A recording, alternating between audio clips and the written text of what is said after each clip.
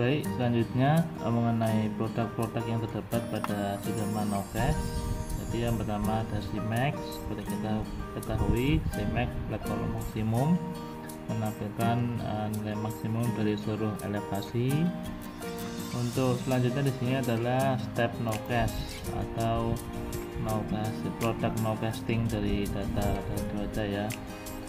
Pada saat kita pilih step Nowcash di sini, pilihan time option langsung berubah menjadi last 3 hour karena memang prediksinya hingga 3 jam ke depan.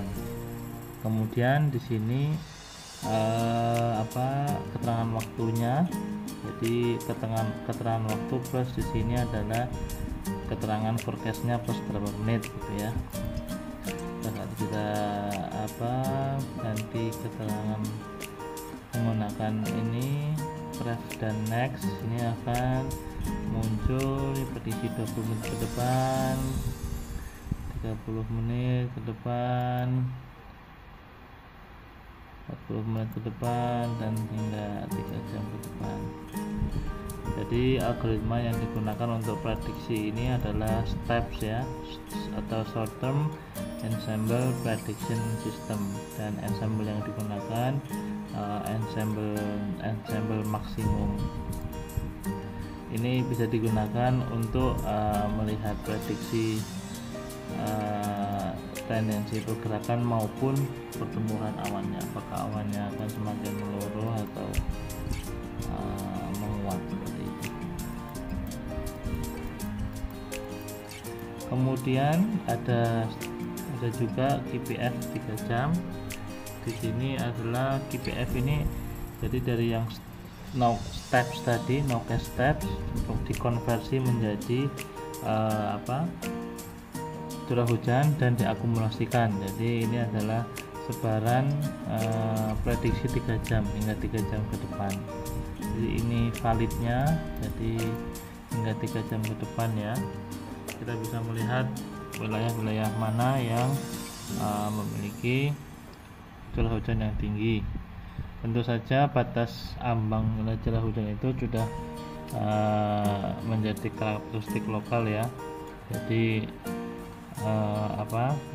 penentuan batas ambang berapa milimeter yang akan menjadi hujan lebat, sedang, dan yang lain saya kembalikan ke masing-masing UPT. Ada juga di sini CMAX Hawin, yaitu overlay CMAX dan Hawin. Di sini akan muncul wind bulb sesuai dengan algoritma Hawin dari Rainbow ya.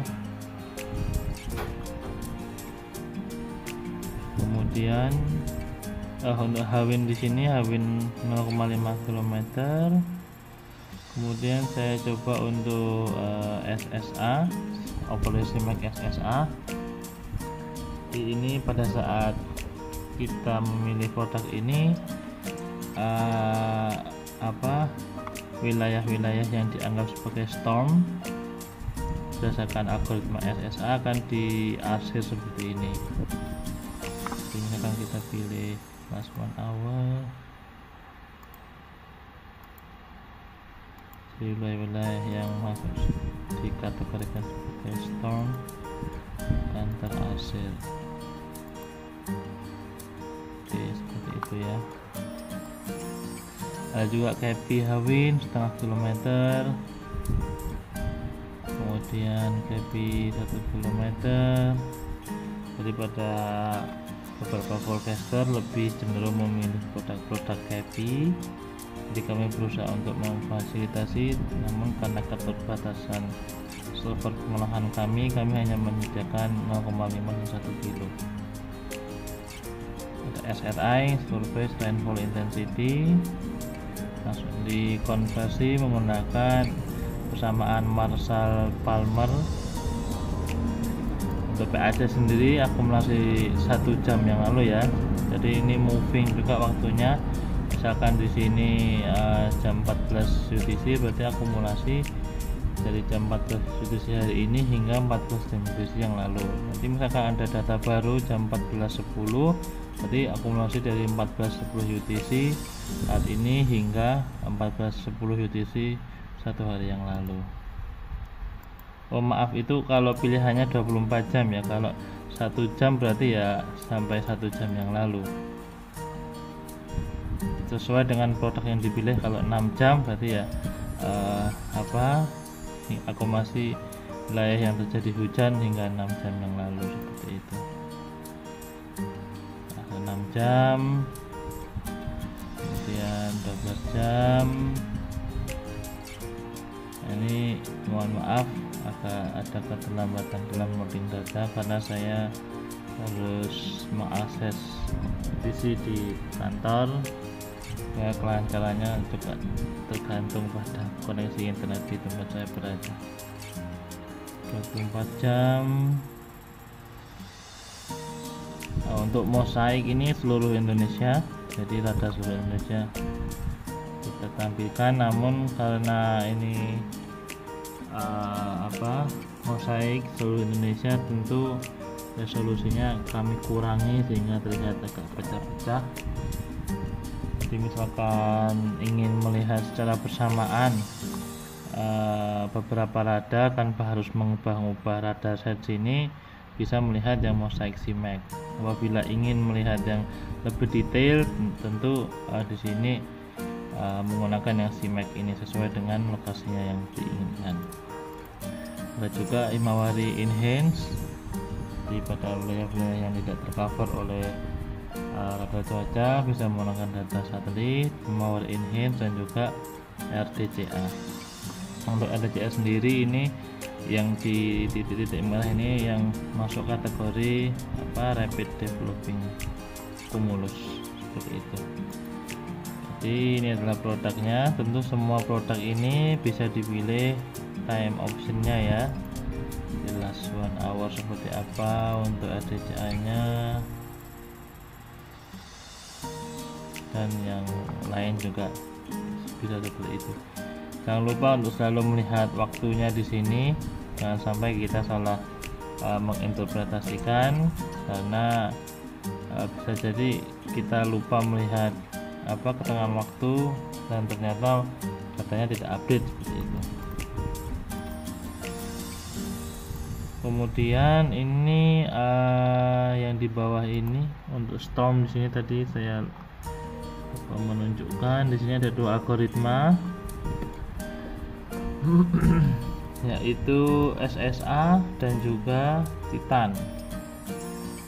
Nah, untuk SSA saya aktifkan, maka dia akan mengkotak-kotak ini. Bedanya dengan yang ini tadi, kalau yang sebelumnya di sini hanya image ya, jadi kita tidak bisa mengambil datanya. Apabila kita klik, nah di sini pada saat kita aktifkan storm SSA di sini akan muncul storm propertiesnya, ketinggian maksimum stormnya berapa, kemudian ketinggian dasarnya, nilai maksimum DBZ dan lokasinya di ketinggian berapa, dan lain-lain. Bedanya dengan Titan storm forecast, di sini ada forecast pergerakan storm hingga 1 jam ke depan. Nah, seperti ini. Yang warna hitam ini adalah yang storm saat itu, yang merah adalah forecast pergerakannya. Nah, di sini yang saya klik ini ya, jadi di sini ada beberapa perbedaan storm properties dengan yang algoritma SSA. Dia di sini bisa